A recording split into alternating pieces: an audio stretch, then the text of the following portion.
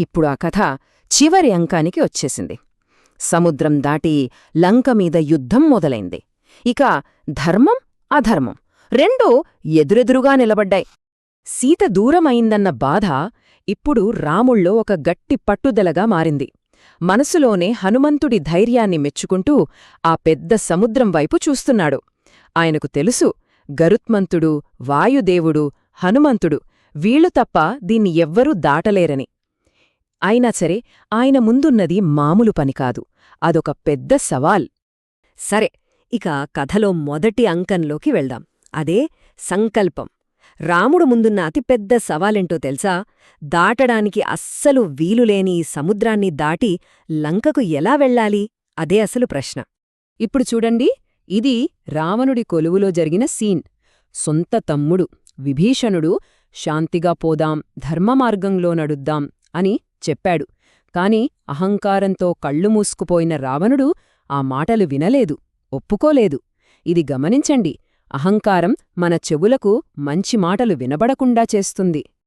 ఎందుకంటే అహంకారం ఎప్పుడూ పతనానికే దారితీస్తుంది. అందుకే విభీషణుడు చాలా కష్టమైన నిర్ణయం తీసుకున్నాడు. తప్పు చేస్తున్న అన్నను వదిలేసి ధర్మం ఎక్కడుందో అక్కడికే వెళ్ళాలి అనుకున్నాడు. అందుకే శ్రీరాముడి దగ్గరికి శరణు కోరుతూ వెళ్లాడు. సరే, ఇప్పుడొక ఊహకు కూడా అందని వారధి నిర్మాణం గురించి చూద్దాం. రాముడు 3 రోజులు సముద్రుడికి ప్రార్థన చేశాడు. కాని సముద్రుడు పలకలేదు. అప్పుడు రాముడికి కోపమొచ్చింది. కాని అది అహంకారంతో వచ్చిన కోపం కాదు, ధర్మం కోసమొచ్చిన కోపం. బ్రహ్మాస్త్రాన్ని తీయగానే ప్రకృతి మొత్తం వడికిపోయింది. అప్పుడు భయంతో బయటికొచ్చిన సముద్రుడు వానరసేనలో ఉన్న నలుడితో వారధి కట్టమని సలహా ఇచ్చాడు. ఇంకేముంది చూడండి, వానర సైన్యం మొత్తం ఒక్కటై రాళ్ళు చెట్లు అన్ని తెచ్చి పని మొదలుపెట్టారు, ఒకే ఒక్క లక్ష్యం కోసం. వాళ్ల భక్తికి, వాళ్ల బలానికి సాక్ష్యంగా కేవలం 5 రోజుల్లో ఆ వంతెన కట్టేశారు. ఒక గొప్ప సంకల్పం ముందు ఆ పెద్ద సముద్రం కూడా తల వంచాల్సొచ్చింది. ఇక సైన్యం మొత్తం ఆ వారధి మీద నుంచి లంకలోకి అడుగుపెట్టింది. ఇక్కడ మనం ఒకటి గమనించాలి, వాళ్ల సంకల్పంలో ధర్మముంది. అందుకే అసాధ్యమనుకున్నది కూడా సాధ్యమైంది. ధర్మానికి నిలబడటమంటేనే అతిపెద్ద బలం. ఇక రెండో అంకం, లంకలో సంగ్రామం. ఇప్పుడు వాతావరణం మొత్తం మారిపోయింది. యుద్ధం మొదలు కాబోతోంది. లంకంతా యుద్ధభేరిల మోతతో దద్దరిల్లుతోంది. చూడండి, ఒక గొప్ప నాయకుడుగా రాముడు తన సైన్యాన్ని ఎంత పక్కాగా రెడీ చేశాడో. నీలుడు మెయిన్ ఫోర్స్ని నడిపిస్తాడు. రాముడు, లక్ష్మణుడు ముందుంటారు. వాళ్లని హనుమంతుడు, అంగదుడు తమ భుజాలపై మోస్తారు. జాంబవంతుడు, సుషేనుడు వెనుకనుంచి కాపాడతారు. దారిలో ఊళ్లమీద, నగరాలమీద దాడి చేయొద్దు అని చాలా స్ట్రిక్టుగా చెప్పాడు. క్రమశిక్షణతో మన లక్ష్యం లంక మాత్రమే అని గుర్తుచేశాడు. ఆలోచించండి, ఒక గొప్ప నాయకుడి లక్షణమంటే ఇదే. ఇంకేముంది, యుద్ధం మొదలైంది. ఆకాశం దద్దరిల్లేలా భీకరమైన పోరాటాలు. రావణుడి వైపునుంచి కుంభకర్ణుడిలాంటి మహాయోధులు కొండల్లా కదిలివస్తున్నారు. వాళ్ళని చూసి వానర సైన్యంలో ఒక్కసారిగా భయం మొదలైంది. యుద్ధభూమి మొత్తం గందరగోళంగా మారిపోయింది. ఇక మూడో అంకం, విషాద ఘడియలు. ప్రతి కథలోనూ, ప్రతి యుద్ధంలోనూ ఒక టర్నింగ్ పాయింట్ ఉంటుంది. హీరోల ధైర్యాన్ని చివరి అంచువరకు పరీక్షించే చీకటి సమయం వస్తుంది. ఇప్పుడు అదే రాబోతుంది. ఇప్పుడు యుద్ధంలోకి వచ్చింది రావణుడి కొడుకు ఇంద్రజిత్తు. ఇతను మామూలు యోధుడు కాదు, మాయలు చేయటంలో మాస్టర్. తన మాయలతో, పవర్ఫుల్ అస్త్రాలతో వానర సైన్యాన్ని చిందరవంవర చేశాడు. అంతెందుకు, సాక్షాత్తు రాముడిని, లక్ష్మణుణ్ణి కూడా నాగపాశంతో కట్టేశాడు. కాని ఇక్కడే కథ ఇంకా పెద్ద మలుపు తీసుకుంది. రావణుడు ప్రయోగించిన శక్తి అనే ఒక భయంకరమైన ఆయుధం నేరుగా వచ్చి లక్ష్మణుడి గుండెల్లో గుచ్చుకుంది. అంతే, లక్ష్మణుడు స్పృహ తప్పి నీలకూరిగాడు. ఆ క్షణంలో ఆ రాముడు దేవుడిలా లేడు, ఒక సాధారణ అన్న, తన తమ్ముడు కోసం ఏడుస్తున్న అన్నలా ఉన్నాడు. ఈ ప్రపంచంలో భార్య దొరుకుతుందేమో, బంధువులు దొరుకుతారేమో, కాని లక్ష్మణుడిలాంటి తమ్ముడు మళ్ళీ ఎక్కడ దొరుకుతాడు అని విలపించాడు.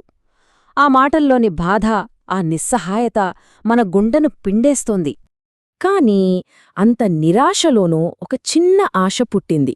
సూర్యోదయం లోపల హిమాలయాలనుంచి సంజీవని అనే మూలికను తీసుకురావాలి. ఈ అసాధ్యమైన పనిని చేయడానికి హనుమంతుడు బయల్దేరాడు. ఆలోచించండి, స్నేహం, సేవ, ధైర్యం ఇవ్వే కదా ఇప్పుడు కథను మార్చబోతున్నాయి. ఇవ్వే అసలైన విజయాన్ని తీసుకువస్తాయి.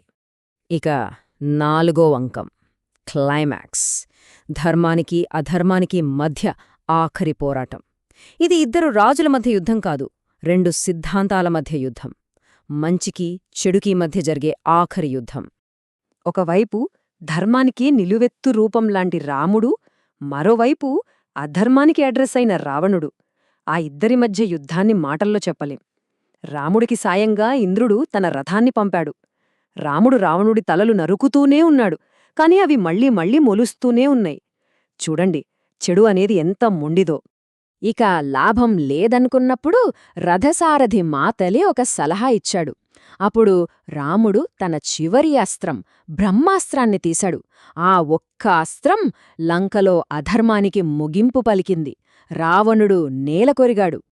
ఒక్కసారి ఆలోచించండి, రాముడి గెలుపుకి కారణం కేవలం ఆయన బలం కాదు, ఆయన ఓర్పు, ఆయన నిగ్రహం, యుద్ధంలో కూడా ధర్మాన్ని వీడకపోవడం. అందుకే అంటారు, బలం మాత్రమే కాదు, దాన్ని ఎలా వాడాలో తెలిసిన నియంత్రణ కూడా చాలా ముఖ్యం. ఇక చివరి అంకం ధర్మ విజయం. యుద్ధమైతే ముగిసింది, కాని కథ ఇంకా పూర్తి కాలేదు. గెలుపు తర్వాత వచ్చే ఎమోషనల్ మూమెంట్స్ ఇవే. అంత పెద్ద యుద్ధం తర్వాత సీతారాములు మళ్లీ కలుసుకున్నారు. ఆ సీన్ చాలా ఎమోషనల్. కాని తన పవిత్రతను ఈ ప్రపంచానికి తెలియజేయడం కోసం సీత అగ్నిపరీక్షకు సిద్ధపడింది. సాక్షాత్తు అగ్నిదేవుడే వచ్చి ఆమె ఎటువంటి తప్పూ చేయలేదని చెప్పాడు. అప్పుడు రాముడు ఆమెను స్వీకరించాడు. వాళ్ళిద్దరూ మళ్ళీ ఒక్కటయ్యారు. ఆ తర్వాత అందరూ అయోధ్యకు తిరిగొచ్చారు. రాముడికి పట్టాభిషేకం జరిగింది. శాంతి, న్యాయం, ధర్మంతో ఒక ఆదర్శవంతమైన రాజ్యం మొదలైంది. దాన్నే మనం రామరాజ్యం అంటాం. ఇప్పటికీ ఒక మంచి పాలన ఎలా ఉండాలి అనడానికి రామరాజ్యమే ఉదాహరణ.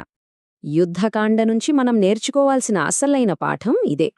శత్రువుని ఓడించడం గెలుపు కాదు, న్యాయాన్ని గెలిపించడం. న్యాయం గెలిచినప్పుడే అది నిజమైన విజయం. యుద్ధకాండ అంటే కేవలం యుద్ధం కాదు, ఇది ధైర్యం, నియంత్రణ, ధర్మం, త్యాగం మరియు న్యాయం గెలిచే ఒక గొప్ప పాఠం. రామాయణం ఇక్కడ ముగిసినా దాని పాఠం మన జీవితంలో ఎప్పటికీ కొనసాగుతుంది.